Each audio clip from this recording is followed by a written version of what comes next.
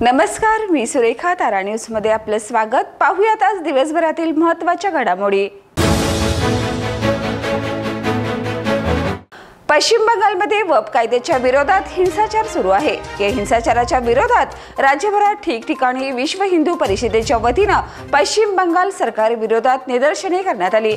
याच पार्श्वभूमीवर आज कोल्हापुरातील छत्रपती शिवाजी महाराज चौकात तीव्र निदर्शने करण्यात आली.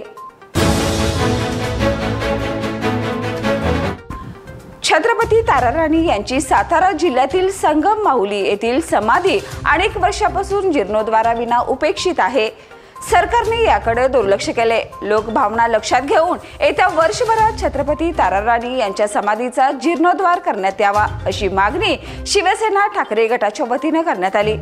शिवसैनिक लोकवर्गणीतून समाधी स्थळाचा जीर्णोद्धार करतील, त्यासाठी कायदेशीररित्या ताबा घेण्याचाही प्रयत्न करू असा इशारा शिवसेना ठाकरे गटाचे शहर प्रमुख रविकिरण इंगोले यांनी पत्रकार परिषदेत दिला.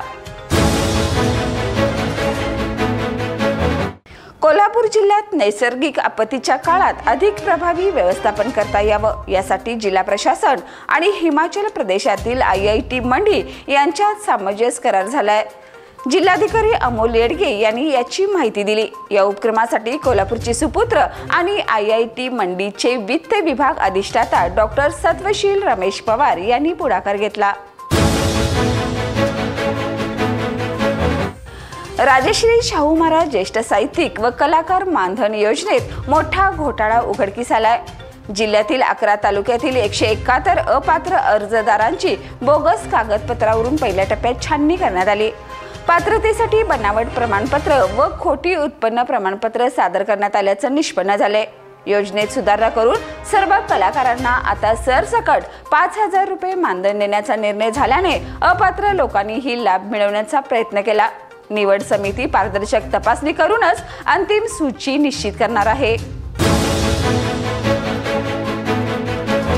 साखर उद्योग सध्या आर्थिक अडचणीत सापडला असून ऊसाच्या FRP मध्ये वाढ झालेली असली तरी साखरेच्या दरवाढीची प्रतीक्षा सुरू आहे.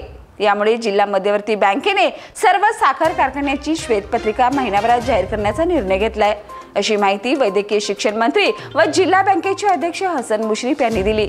ते राष्ट्रवादी काँग्रेसच्या वतीने शुक्रवारी आयोजित केलेल्या रथयात्रा नियोजन आढावा बैठकीत बोलत होते. संगीत सूर्य केशवराव भोसले नाट्यगृहाच्या पुनर्बांधणीतील छताचं काम 10 दिवसात पूर्ण करण्याचे आदेश प्रशासक के मंजुलक्ष्मी यांनी दिले. शुक्रवारी सायंकाळी त्यांनी कामाची पाहणी करून दुसऱ्या टप्प्यातील काम तात्काळ सुरू करण्याच्या सूचना ठेकेदार VK पाटील यांना दिल्या.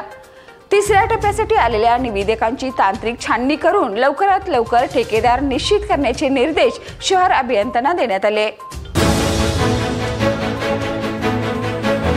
बहुप्रतीक्षित गुलकंद हा चित्रपट येत्या 1 मे पासून सर्वत्र प्रदर्शित होणार आहे.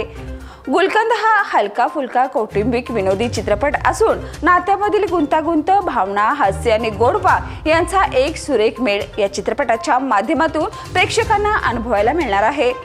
प्रेक्षकांसाठी एक परिपूर्ण महत्त्वाचा अनुभव गुलकंद ठरेल याची खात्री अभिनेता समीर चौगले व अभिनेत्री ईशा डे यांनी व्यक्त केली. ते आज कोल्हापुरात पत्रकार परिषदेत बोलत होते. यावेळी निर्माते सचिन गोस्वामी, सचिन मोटे आदी उपस्थित होते. गांधीनगरमध्ये रस्त्याकडेला कपडे विकणाऱ्या बबन उदासी या फेरीवाल्याला 1 लाख रुपये रोख असलेली बॅग सापडली. प्रामाणिकपणे त्यांनी ती बॅग त्याच्या मालकाला परत केली. बक्षीस नाकारून फक्त आशीर्वाद मागणाऱ्या बबनच्या या कृत्याचं सर्वत्र कौतुक होत आहे. बबन उदासी याचा प्रामाणिकपणाचं कौतुक करत शिवसेना उद्धव बाळासाहेब ठाकरे पक्षाच्या वतीनं त्याला शाल आणि पुष्पगुच्छ देऊन सत्कार करण्यात आला. यावेळी तालुका प्रमुख राजू यादव व इतर पदाधिकारी उपस्थित होते. गोकुळ शिरगाव येथे सौ अंबुबाई पाटील इंग्लिश स्कूलमध्ये जिल्हा विधी सेवा प्राधिकरणाच्या वतीनं कायदेविषयक जनजागृती शिबिराचं आयोजन करण्यात आलं. या कार्यक्रमात न्यायाधीश यश इंगळे यांनी कायद्याच्या अंमलबजावणीसाठी नागरिकांना कायद्याची माहिती असणं आवश्यक असल्याचं सांगितलं. शिबिरात ॲडव्होकेट विजयकुमार ताटे देशमुख यांनी कौटुंबिक हिंसाचार प्रतिबंधक कायदा आणि बालविवाह प्रतिबंधक कायद्यावर विद्यार्थ्यांना मार्गदर्शन केलं. सोन्याच्या दरामध्ये सातत्याने सुरू असलेल्या वाढीमध्ये शुक्रवारी पुन्हा 10 ग्रॅम मागे 600 रुपयाची वाढ झाली आहे. कोल्हापूर सराफ बाजारात 24 कॅरेट सोन्याचा रेट जीएसटी सह 98,200 रुपये झालाय, तर गुरुवारी सोन्याचा दर 10 ग्रॅमला 97,600 रुपये होता. त्याचबरोबर चांदीचा जीएसटी सह किलो मागे दर गुरुवारच्या तुलनेत 200 रुपयांनी कमी होऊन 98,400 रुपये झालाय. सोन्याचा 10 ग्रॅमचा दर 1 लाखापासून केवळ 1,800 रुपये राहिलाय. तर या होत्या आज दिवसभरातील महत्त्वाच्या घडामोडी. उद्या पुन्हा भेटूया नवीन बातमीपत्रासह. तोपर्यंत पाहत राहा तारा न्यूज.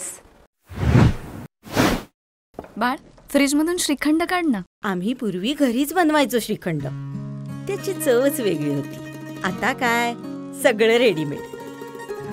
आजी, हे श्रीखंड खाऊन बघ.